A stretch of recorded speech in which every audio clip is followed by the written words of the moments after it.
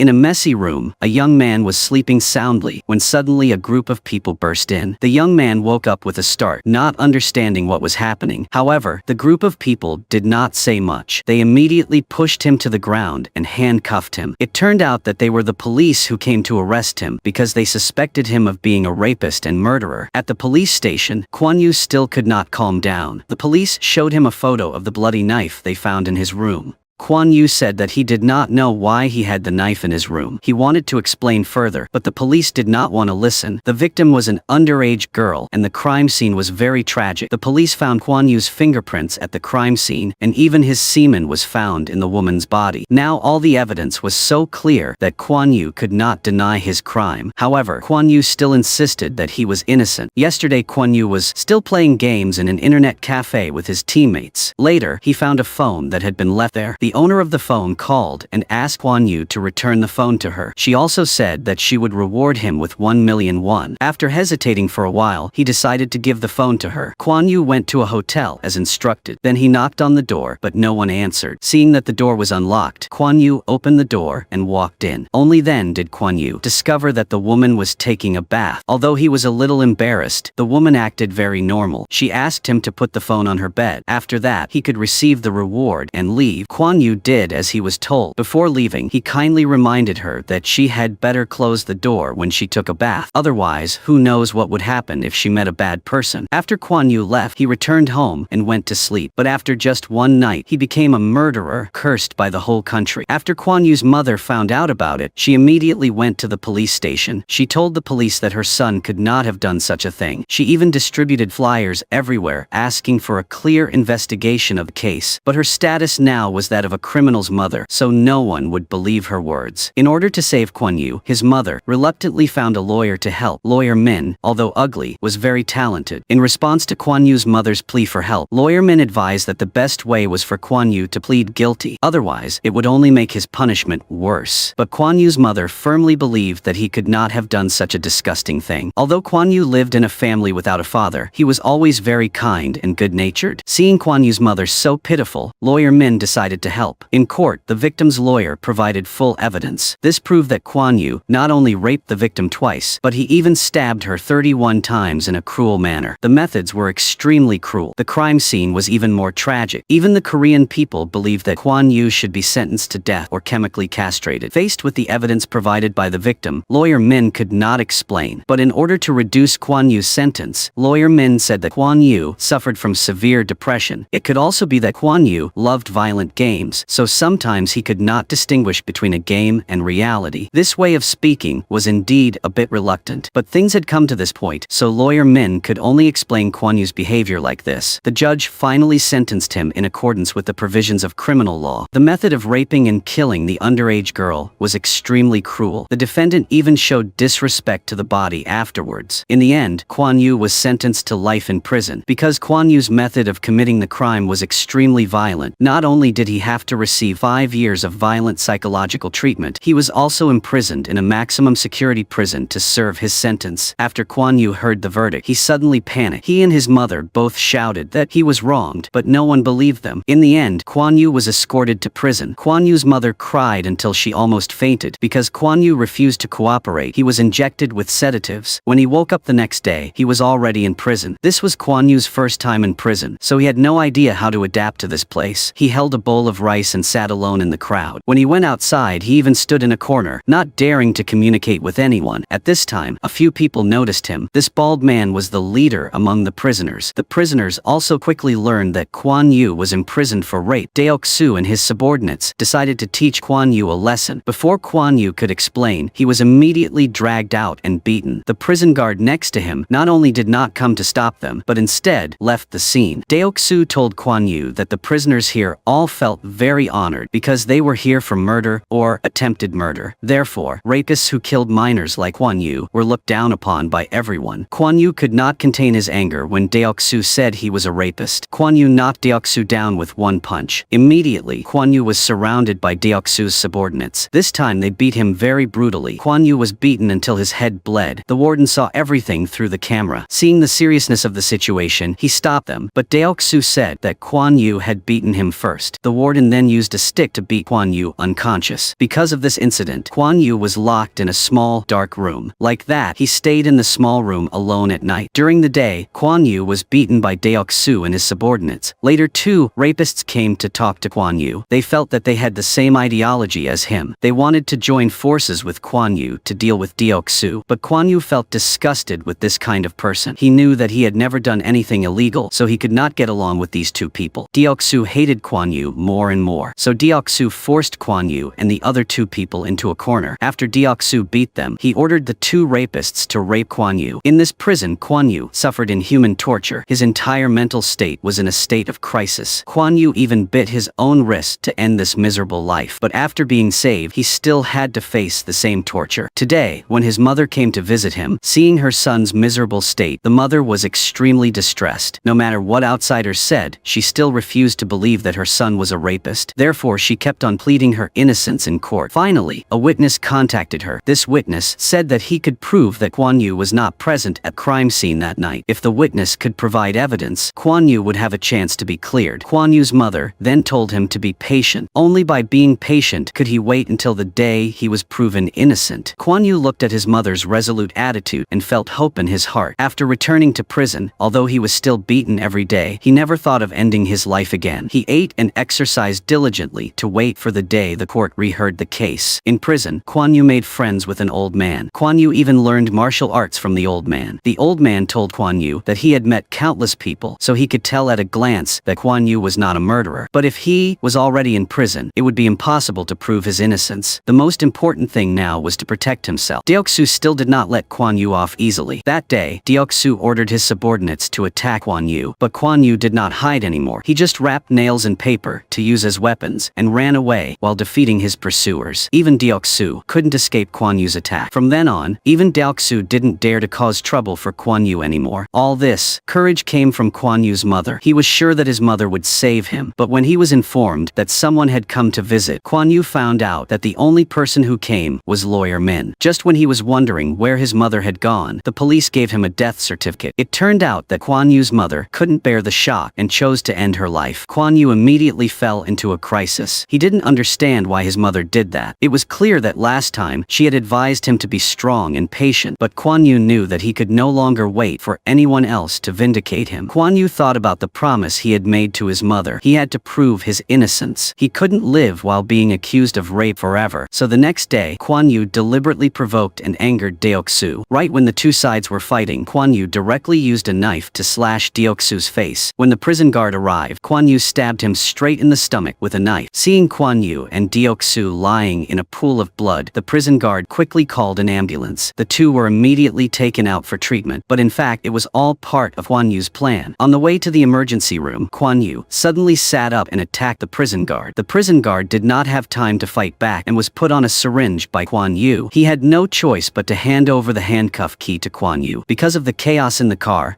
lost control and flipped over. Kwon Yoo also took the opportunity to escape. Looking at Kwon Yoo's back as he ran away, prison guard behind him pulled out a gun. When he was about to shoot, he saw Kwon Yoo's pitiful eyes. Then he quietly put the gun down. Perhaps he also began to believe that Kwon Yoo was not really a murderer. No matter the era, escaping from prison was a big event. The police immediately set out to search for Kwon Yoo. Although Kwon Yoo had escaped at this time, he was in a difficult situation. Coincidentally, he met a foreign couple whose car had broken down. After Kwon Yoo helped them fix their car, they were very grateful to him. Not only did they help Kwon Yoo avoid being discovered by the police at the intersection, they also gave him the car. At this time, Kwon Yoo had nowhere else to go, so he could only go to Lawyer Min. Lawyer Min immediately expressed that he would help Kwon Yoo, but then he secretly called the police. Lawyer Min then told Kwon Yoo that the witness he mentioned last time was actually a lie. Kwon Yoo's mother was unable to accept this fact. She felt ashamed to face her son, so she chose to do something foolish. Then, Lawyer Min gave Kwon Yoo the bracelet that his mother left for him. Kwon Yoo looked at the bracelet and felt extremely miserable, but at this moment, he heard the sound of a police car. Kwon Yoo immediately realized that Lawyer Min had called the police. Kwon Yoo could no longer sit still and wait for death, so he quickly jumped out of the window and escaped. Kwon Yoo was determined to find out the problem in his case. Then, Kwon Yoo went to an internet cafe. As a result, he watched a video from a blogger. After analyzing the details, the blogger concluded that Kwon Yoo was definitely not the real culprit, and this blogger was Kwon Yoo's teammate in the game. The teammate was nicknamed nicknamed Harryman. At this moment, Kwon Yoo received a voice message from Harryman reminding him that the owner of the internet cafe had called the police. Harryman told Kwon Yoo to come to the hotel to meet him. After arriving at the hotel, Kwon Yoo discovered that the Harryman turned out to be a petite girl. Her name was Hee-woo. Since Kwon Yoo was currently being followed, he couldn't stay here for long. Hee-woo had to take Kwon Yoo to her secret base. It turned out that Hee-woo was a person with social phobia. She had to communicate with people over the phone, so she pretended to be a man using the voice changer in the game. Then Hee-woo set the table for Kwon Yoo. This was also the best meal Kwon Yoo had in the past few days. While eating, Kwon Yoo thought about his mother, making him unable to control himself and burst into tears. At this time, there was a knock on the door. It turned out that Hee-woo wanted to help Kwon Yoo clear his name, so she gathered all of her teammates in the game. Among them were both senior professors and unemployed people, but they all had one thing in common. They believed Kwon Yoo was innocent. Just like that, Kwon Yoo had just escaped from prison and had a small team. Finally, Hee-woo took out the documents she had investigated. Hee-woo discovered that the camera footage of Kwon Yoo appearing in the hotel elevator had been edited, and the large truck that appeared in the camera was also very suspicious. After Hee-woo investigated, she discovered that there had been many recent cases that were very similar to Kwon Yoo's case. These rape and murder cases were able to identify and arrest perpetrator within 24 hours. This was really difficult in the past, but now it has happened many times. And what was even more strange was that near each crime scene, that large truck appeared. It seemed that this had been planned for a long time. In order to find the mastermind, they decided to split up and take action. Sure enough, they found the large truck at the used car market. They followed the truck and discovered that its destination was a building. Kwon Yoo decided to investigate on his own. To minimize the risk of investigation, Hee-woo directly hacked into the building's security system. Hee-woo then monitored every move of everyone on the camera so that she could report the situation to Kwon Yoo at all times. Kwon Yoo carefully went to the door of the room as Hee-woo reminded him, but when Kwon Yoo entered, he was extremely surprised. The box in the room contained a corpse inside, and this corpse was a famous Korean actor. While Kwon Yoo was still feeling surprised, there were footsteps outside the door. Hee-woo told Kwon Yoo that someone had come. Kwon Yoo hid in a corner and observed every move of these people. He quickly discovered that these people were a group that specialized in faking crime scenes. Everything they did was orderly and professional. This room quickly turned into a crime scene. Whether it was the blood on the ground or the fingerprints on the photo, they were all fakes. Kwon Yoo watched these people arrange things with expressionless faces, and he could only feel horror when he thought about it. It seemed like this room was a pre-arranged trap. The owner of the fingerprints was the one they were going to frame. Kwon Yoo couldn't help but think about his own case. It had been less than 24 hours since the incident happened until he was arrested. Moreover, the evidence was convincing, so he was quickly convicted. It seemed like his case was also framed in this way. If he hadn't risked his life to escape from prison, he probably wouldn't have known how he was framed for the rest of his life. But at this time, Kwon Yoo still didn't know that the mastermind behind all this was Lawyer Min. He had big data on the entire city. He also often helped some officials with their personal matters. His way of handling things was to find someone to take the blame for these officials, just like the death of this actor. After considering, Lawyer Min chose a woman. After all, this woman had no family. She was of low birth, so he sent someone to knock her out. Then they successfully took her hair and fingerprints. Finally, they placed this evidence at the crime scene that they had prepared in advance. Of course, they had never failed. After Kwon Yoo returned to the secret base, he asked Hee-woo to find the woman at the crime scene through fingerprints. After a while of monitoring, they finally discovered that her voice was the voice of the person who lost her phone, who had called Kwon Yoo. Then Kwon Yoo found her location through the positioning system, but Kwon Yoo did not expect that she had left before. Kwon Yoo also faced new dangers. It turned out that after Kwon Yoo escaped from prison, Lawyer Min used tricks to release Deok-soo and his subordinates. Lawyer Min's purpose was to have Deok-soo eliminate Kwon Yoo. So before Kwon Yoo understood what was going on, Kwon Yoo was tied up by Deok-soo and his subordinates. The old enemies met again. This time Deok-soo could be said to be more vicious than before. Not only did Deok-soo beat Kwon Yoo until his head bled, but Deok-soo also used extreme methods to take revenge on him. At this moment, a group of police rushed in. Deok-soo and his subordinates ran away in fear. Kwon Yoo also took advantage of the chaos to run out. It turned out that Hee-woo was the one who saw Kwon Yoo in danger, so she called the police. But Hee-woo didn't understand why those people knew Kwon Yoo's location, unless Kwon Yoo had a GPS system installed on him. After a few scans, they confirmed that Hee-woo's guess was correct. There was actually a small tracking device in Kwon Yoo's mother's relic. This relic was given to Kwon Yoo by lawyer Min. It seemed that everything was related to him. At this time, although Kwon Yoo felt sorry for his mother's relic, he still had to throw it out. At this time, the professor had successfully created a drone. After a few investigations, they found out that lawyer Min was the mastermind behind everything. This man had installed a giant server in the secret building. Then he found someone to take the blame for the high-ranking officials. Although they knew that the server contained a lot of evidence, they now had no way to access it. In order to let lawyer Min show his weakness, Kwon Yoo decided to take the initiative to attack. With the help of his team members, Kwon Yoo sabotaged the prepared crime scene. He mixed all the hair from the barbershop into the room so that they could not detect the girl's DNA. He even left a challenging letter, but lawyer Min was not panicked at all. He sent two groups to handle the situation. One group was in charge of finding Kwon Yoo. The other group was rebuilding a completely new crime scene. But Kwon Yoo was also prepared. Kwon Yoo and his teammates began to harass lawyer Min's subordinates. They even blew up lawyer Min's subordinate's car. This gave lawyer Min a headache, because the real culprit who killed the actor this time was Chairman Choi's daughter. In order to quickly get his daughter out of this case, Chairman Choi had been urging lawyer Min, but before lawyer Min could create a second crime scene, the media released shocking news. The famous actor died mysteriously in a hotel. His body was soaked in a glass tank. The woman lying on the bed was Chairman Choi's daughter. Therefore, Chairman Choi's daughter was identified as a suspect by the police. As soon as the news spread everywhere, Chairman Choi immediately became angry. He immediately called lawyer Min to reprimand him. Only then did lawyer Min realize that Kwon Yoo was not an ordinary opponent. Lawyer Min received a challenging call from Kwon Yoo, but he remained calm when talking to Kwon Yoo. But after hanging up the phone, lawyer Min immediately smashed things. At this moment, he suddenly discovered that his female assistant had collapsed on the table. Realizing that Kwon Yoo was nearby, lawyer Min quickly hid in the secret room, but he did not expect Kwon Yoo to be there. Kwon Yoo grabbed lawyer Min's hair and kicked him to the ground. Then Kwon Yoo beat lawyer Min to death. Lawyer Min wanted to run away, but he was pulled back by Kwon Yoo. After that, Kwon Yoo checked lawyer Min's computer and discovered the entire process of him being harmed, and he also saw his mother helplessly asking for help. At this time, lawyer Min also revealed the truth about Kwon Yoo's mother's death. At that time, Kwon Yoo's mother did not do something stupid, but she was strangled to death by lawyer Min. The purpose was that lawyer Min wanted Kwon Yoo to lose all will to live. Hearing that, Kwon Yoo could not contain his anger anymore. He continuously punched lawyer Min in the face. Just as Kwon Yoo was about to beat lawyer Min to death, Hee-woo suddenly called. After Kwon Yoo picked up the phone, he heard his teammates' cries for help on the other end of the line. Lawyer Min said that all of Kwon Yoo's teammates had been captured by Duk-su. Now they were waiting to die at the secret base. If Kwon Yoo wanted to regain his freedom, he should stay here and download all the data to a USB, but his teammates would die for him. Kwon Yoo said that he would not sacrifice his teammates for himself, so he drove there to rescue his teammates. Kwon Yoo was on his way when lawyer Min called and said that he had obtained Hee-woo's fingerprints and DNA, so lawyer Min would let Hee-woo take the blame for President Choi's daughter. With hatred and anger, Kwon Yoo arrived at the secret base. At this time, all of his teammates were tied up. Duk-su threatened them with a gun. Just when everyone thought they were about to die, the power suddenly went out. This made Duk-su and his subordinates unable to react. Taking advantage of that opportunity, Kwon Yoo threw a handful of fluorescent powder at them. Then he aimed at their bodies and attacked. At this time, they were in the light while Kwon Yoo was in the dark. Very quickly, Kwon Yoo defeated all his opponents and successfully rescued his teammates. At the same time, Kwon Yoo was also being hunted by the police. To avoid being chased by the police and Duk-su, Kwon Yoo stepped on the gas until the car started to smoke. Finally, after his teammates got to a safe place, he drove alone to lure the police and Duk-su to follow him. This gave his teammates more time to handle other matters. Hee-woo took the opportunity to enter all the data into the TV station's internal computer. The other teammates were in charge of helping Kwon Yoo escape. The scene at this time was similar to the action game they often played. It was just that in the game, Kwon Yoo was the one who sacrificed himself for his teammates. This time,